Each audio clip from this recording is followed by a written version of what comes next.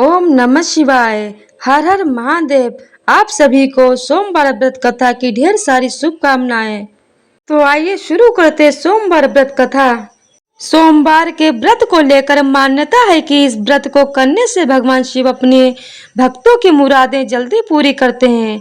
सोमवार का दिन भगवान शिव को समर्पित है, इसीलिए इस दिन भगवान शिव की पूजा और व्रत करने का महत्व और ज्यादा बढ़ जाता है।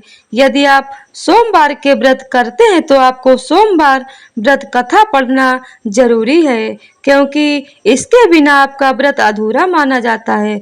तो आइए कथा को शुरू करते हैं।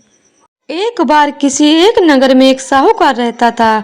उसके घर में धन की कोई कमी नहीं थी, लेकिन कोई संतान न होने के कारण वह बहुत दुखी था। संतान प्राप्ति के लिए वह हर सोमवार का व्रत रखता था और पूरी श्रद्धा के साथ शिव मंदिर जाकर भगवान शिव और माता पार्वती की पूजा करता था। उसकी भक्ति देखकर एक दिन माँ पार्वती प्रसन्न होकर भगवान शिव से साहूकार की मनोकामना पूर्ण करने का निवेदन करने लगी।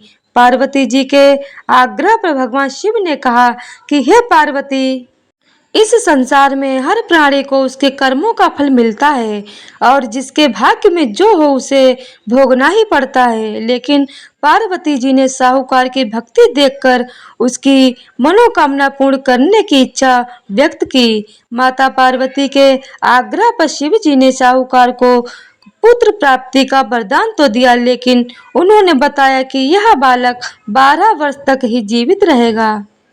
माता पार्वती और भगवान शिव की बातचीत को साहूकार सुन रहा था, इसीलिए उसे न तो इस बात की खुशी थी और न ही दुख था।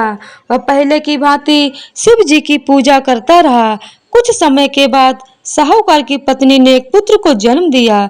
जब वह बालक 11 वर्ष का हुआ तो उसे पढ़ने के लिए काशी भेज दिया गया। साहूकार ने पुत्र के मामा को बुलाकर उसे बहुत सारा धन देते हुए कहा कि तुम इस बालक को काशी विद्या प्राप्ति के लिए ले जाओ।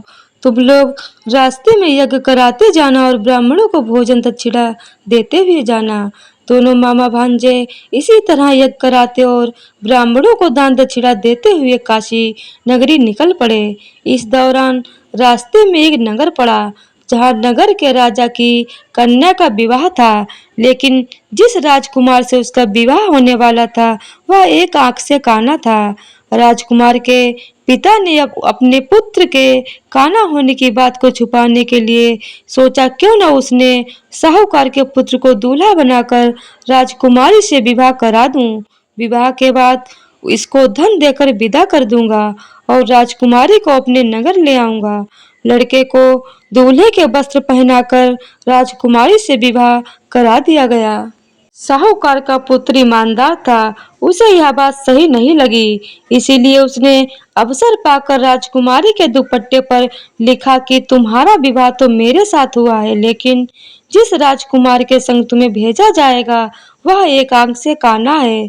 मैं तो काशी पढ़ने जा रहा हूँ। जब राजकुमारी ने चुन्नी पर लिखी बातें पढ़ी तो उसने अपने माता पिता को यह बात बताई। राजा ने अपनी पुत्री को विदा नहीं किया, फिर बारात वापस चली गई। दूसरी ओर साहूकार का लड़का और मामा भांजे काशी पहुंचे और वहां जाकर उन्होंने यज्ञ किया। जिस दिन लड़का 12 साल का हुआ उसी दिन भी यज्ञ का आयोजन था। लड़के ने अपने मामा को कहा कि मेरी तबीयत कुछ ठीक नहीं है मामा। मामा ने कहा कि तुम अंदर जाकर आराम कर लो। शिव जी के वरदानुसार कुछ ही देर में उस बालक के प्राण निकल गए। मृत भांजे को देख उसके मामा ने विलाप करना शुरू किया। संयोगवश उसी समय शिवजी और पार्वती उधर से जा रहे थे। पार्वती माता ने भोलेनाथ से कहा, स्वामी, मुझे किसी के रोने के स्वर सहन नहीं हो रहे हैं, आप इस व्यक्ति के कष्टों को दूर करें। जब शिवजी मृत बालक के समीप गए तो वह बोले कि यह उसी साहूकार का पुत्र है जिसे मैंने 12 वर्ष की आयु का वरदान दिया था। अब इसकी आयु पूरी हो चुकी है, लेकिन मातृ भाव से विभोर माता पार्वती ने कहा कि हे महादेव, आप इस बालक को आयु देने की कृपा करें, अन्यथा इसके वियोग में इसके माता पिता भी तड़प तड़प कर मर जाएंगे।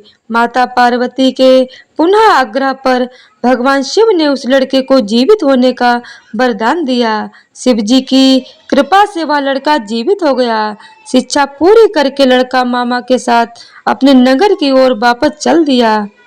दोनों चलते हुए उसी नगर में पहुंचे जहां उसका विवाह हुआ था। उस नगर में भी उन्होंने यज्ञ का आयोजन किया। उस लड़के के ससुर ने उसे पहचान लिया और महल में ले जाकर उसकी खातिरदारी की और अपनी पुत्री को विदा किया। इधर साहूकार उसकी पत्नी भूखे प्यासे रहकर अपने बेटे की प्रतीक्षा कर रहे थे। उन्होंने प्रण करके रखा था कि यदि उन्हें अपने बेटे की मृत्यु का समाचार मिला तो वह भी प्राण त्याग देंगे, परंतु अपने बेटे के जीवित होने का समाचार पाकर वह बेहद प्रसन्न हुए।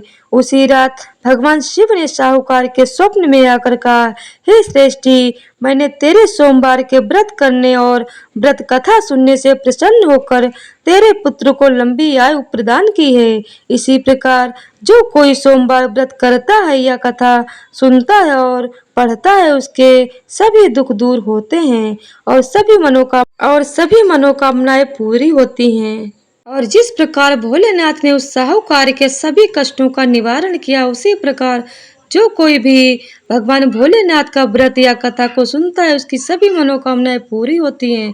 तो बोलिए हर हर महादेव, ओम नमः शिवाय। तो आज की वीडियो अगर आप लोगों को पसंद आई हो तो वीडियो को लाइक शेयर, चैनल को सब्सक्राइब कर दीजिएगा। धन्यवाद।